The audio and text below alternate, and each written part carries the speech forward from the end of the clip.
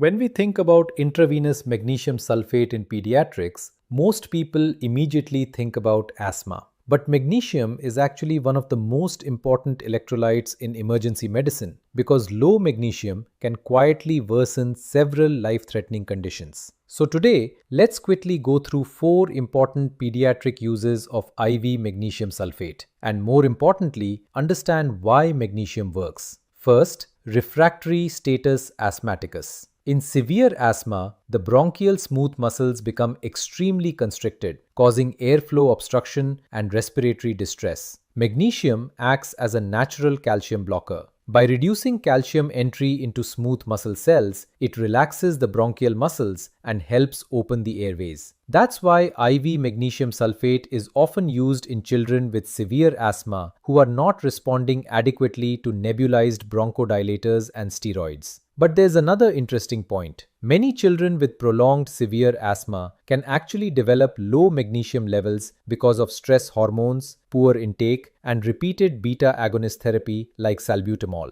Low magnesium increases smooth muscle irritability, making bronchospasm even worse. Giving IV magnesium helps reverse this cycle and improves bronchodilation. Now let's move to Torsades de Pointe. This is a dangerous form of polymorphic ventricular tachycardia associated with prolonged QT interval. Magnesium is actually the first-line treatment here, even if the magnesium level is normal. Why? Because magnesium stabilizes the cardiac cell membrane and suppresses abnormal early after depolarizations that trigger torsades. Low magnesium makes myocardial cells electrically unstable, allowing these abnormal impulses to develop more easily. IV magnesium sulfate helps restore electrical stability and can terminate the arrhythmia very rapidly. Next is refractory hypokalemia. Sometimes you keep giving potassium to a child, but the potassium level simply refuses to rise. One major reason is underlying magnesium deficiency. Magnesium normally helps regulate potassium transport in the kidneys. When magnesium is low, the kidneys continue wasting potassium into the urine. So no matter how much potassium you replace, the body keeps losing it. In simple words, potassium cannot stay inside the body without magnesium. That's why refractory hypokalemia often corrects only after IV magnesium sulfate is given. And finally, refractory hypocalcemia.